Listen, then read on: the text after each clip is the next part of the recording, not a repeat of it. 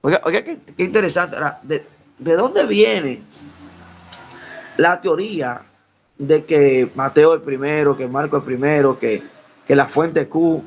Todo eso son teorías y yo sé que a muchos quizás les va a molestar lo que yo estoy diciendo, pero yo tengo que ser un poquito, no un poquito, no, yo tengo que ser bíblico con lo que yo le estoy diciendo a ustedes.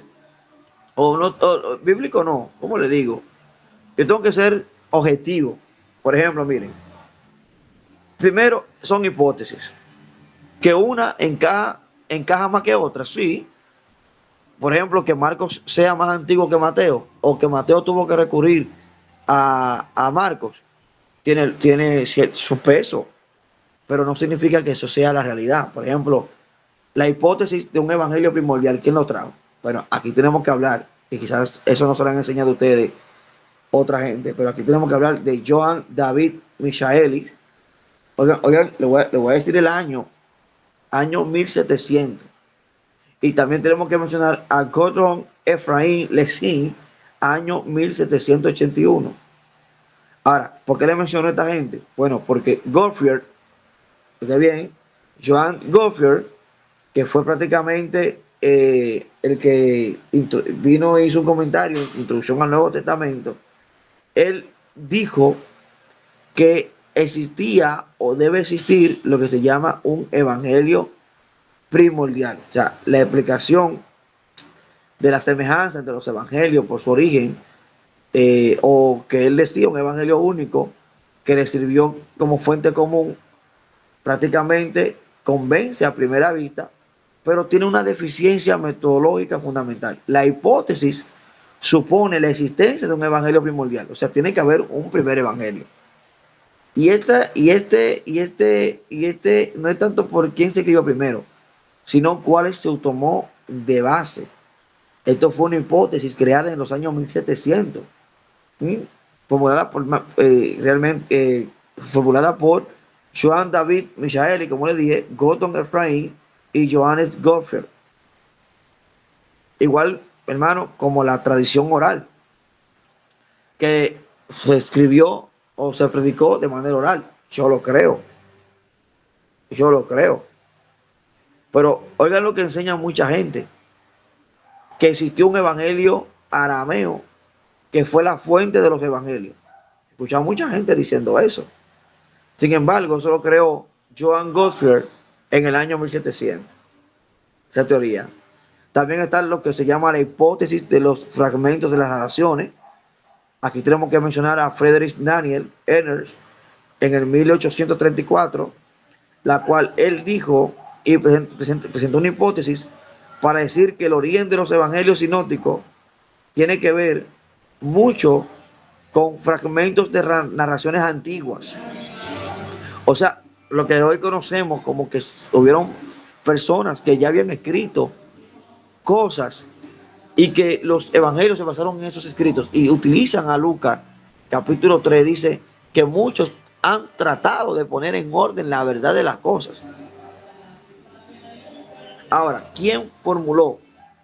Porque así como dicen, hermano, familia, que Marcos fue el primordial, hay otros que dicen que fue Mateo. Por ejemplo, Johann Jacob Griesbach, te lo cito por nombre, fue prácticamente el primero en traer a luz esta hipótesis de que Mateo fue el primer evangelio. Usted va a escuchar mucha gente diciendo que Mateo fue el primer evangelio o el primordial. ¿Mm? Marcos, que Marcos fue prioridad, y con esto te contesto ya para terminar, fue simplemente una enseñanza moderna del año 1851. Tenemos que mencionar a Karl Lamarche, que fue un filósofo que se destacó por las selecciones críticas que publicó de autores de la literatura clásica y también lo que tiene que ver con textos de la Biblia. Este señor, aplicando el mismo método en su edición del Nuevo Testamento en griego y latín, y en base a su conocimiento de lo que es crítica textual, propuso una hipótesis. ¿Cuál hipótesis? Que el evangelio más antiguo era el de Marcos. ¿Tú entiendes, hermano, familia? Sí, sí, estoy comprendiendo, amén. O sea, a veces tú ves los evangélicos diciendo cosas que son modernas. Y que no es que no carece de, ¿cómo te explico? No es que carece de lógica, ¿oíste? O sea, se puede enseñar, porque hay una realidad, pero tenemos que estar en claro que solamente son suposiciones, y que tenemos que volver al pensamiento de la iglesia primitiva, a ver los 4 evangelios como un testimonio primordial de Cristo, y no buscar un evangelio primordial para basar entonces un testimonio más fidedigno que otro. Esto es lo que yo entiendo. Amén. Amén. Amén. Amén. Gracias, mi hermano. Escúchame que me extendí mucho. Quería mencionar los elementos históricos de eso. No, no, no. Amén, amén. Yo me gozo ahí con eso. Profe, profe, Te recomiendo profe. que, perdón, Wilson. Familia, Sí. anótate ahí, Evangelio Sinóptico de Horacio Lona. Él explica eso, mira. Oración. Es más, yo te lo voy a mandar, está bien, yo te lo voy a mandar. Oh, ok, bien. Amén. Amén. Horacio Ok. de los sinópticos.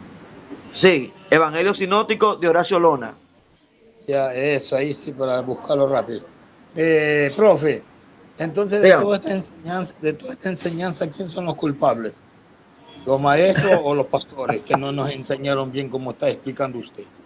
Mira, Porque de mira, veramente uno, perdón un ratito, de veramente uno coge y nos dice, oye, compra la Biblia a la Reina Valera de tal año y todo. Y según como ahorita usted está explicando, profe, esto quiere decir que estamos bastante, ya digamos, quedados, algo por el estilo, que no me están enseñando bien el Evangelio.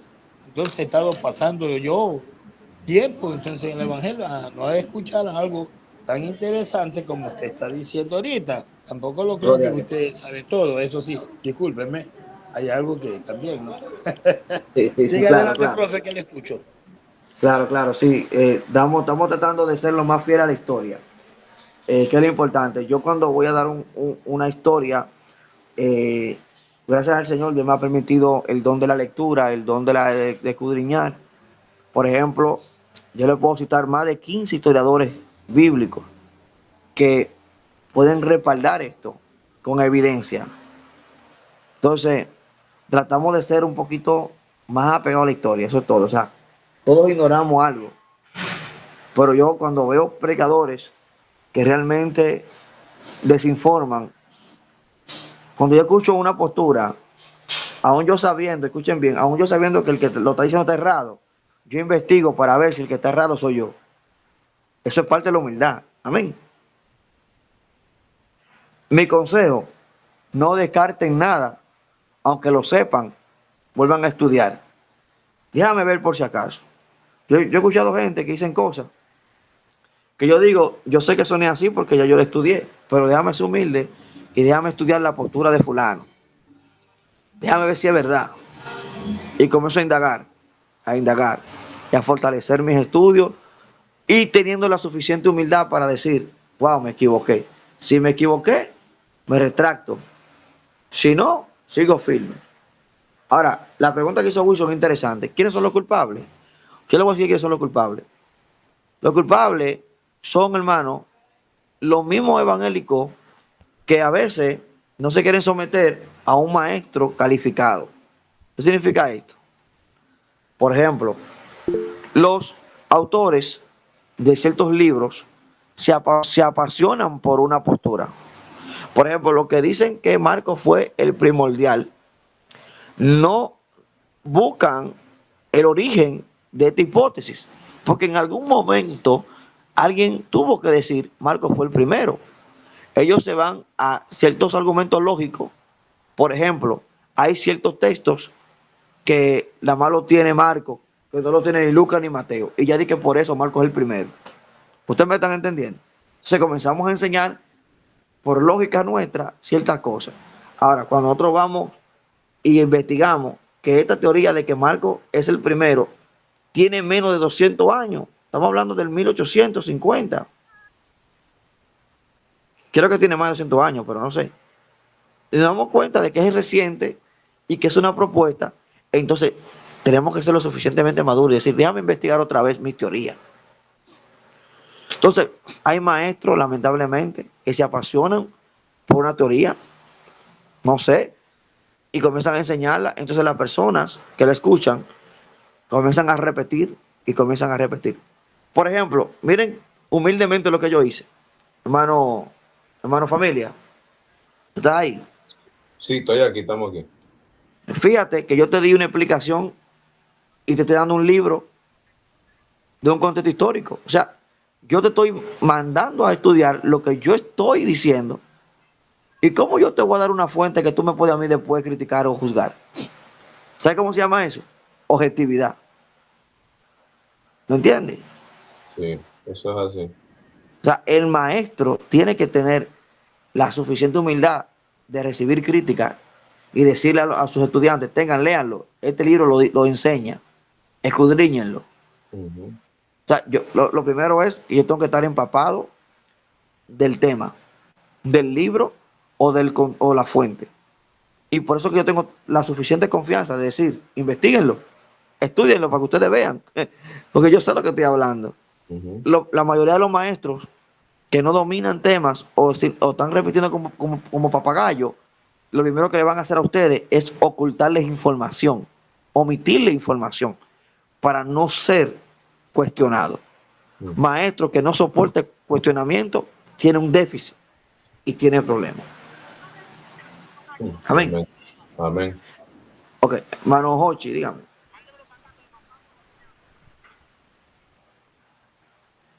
Mano Hochi, Adelante. tiene la mano levantada, hermano Hochi. Le quería decir que usted decía, hermano, primeramente Dios le bendiga a todos, perdón. Eh, un hermano decía que quiénes son los culpables de esto, son los pastores. Sí. Fíjese, hoy en día la iglesia evangélica tiene prácticamente un desorden. Cualquiera que tiene un sueño, agarra y levanta una iglesia, sin tener una formación ni teológica, sin conocer ningún tema, sin leer la Biblia entera, forman una iglesia. Y por eso que usted ve que hoy en día hay tanto desorden, hay tantos gallos locos, hay tanta falsa doctrina. No, porque esto, hermano Soriano, esto hay que pararlo, esto hay que poner un stop, y esto hay que hablarlo. Porque ¿a dónde vamos a parar? ¿A dónde vamos a parar? Hay personas que dan estudio bíblico en las iglesias y, y uno mismo sentado y uno se da de cuenta y uno dice, no, pero humildemente, no, pero este no sabe nada. ¿Entiendes? Hay, hay un déficit muy grande. Muy Sí, grande. sí, es la realidad. Y no solamente eso. Tenemos un sinnúmero de pastores que ni siquiera conocen teología. Yo, la mayoría de estudiantes que yo tengo, y voy a dar la oportunidad a Rolando, que me está levantando la mano. La mayoría son yo tengo maestros que yo no sé quién le ha dado el título de maestro, hermano. Yo tengo un maestro, hermano, que no conoce nada. Y yo le digo, mira, ¿y quién tengo yo como maestro? Ah, que mi concilio. Yo, ok, pero tú estudiaste. No, pero por llamado. Yo, ¿cómo que por llamado? O sea, no sé si me están. Bueno, yo no me voy a meter ahí. Está bien, yo voy a dejar eso ahí porque yo sé que es delicado. Pero yo lo que sé es que cuando una gente te lo llama como maestro, lo primero que se fomenta es la preparación. Ujú. Es lo primero, la preparación en el estudio bíblico. Vamos a dejar al hermano Rolando que quiere tomar la palabra. Dios me los bendiga todito. Buenas noches. Amén. Me alegra verte, Sí, Rolando, ¿oíste? amén, maestro, igual a todito. Sí, hay muchas personas, amados, ministros inclusive, que están bajo un concepto de que no hay que estudiar, no hay que prepararse porque Dios nos va a dar lo que vamos a hablar en el momento dado. Y se basan de esa porción bíblica de que no te preocupes por lo que vas a hablar porque Dios, el Espíritu Santo, te dará y no está hablando específicamente de que Dios nos va a llevar a versos que desconocemos, sino un conocimiento que tenemos que Dios nos va a indicar cuándo tenemos que hablar ciertas cosas. Entonces, Exacto. otra cosa Wow. que estamos enfrentándonos es que personas, ministros que, ¿verdad? Tienen miedo de diferentes posturas en el sentido de, ya estudié algo, me aprendí algo, me lo enseñaron así, llevo años ministrándolo y no quieren cambiar de acuerdo a la enseñanza verdadera.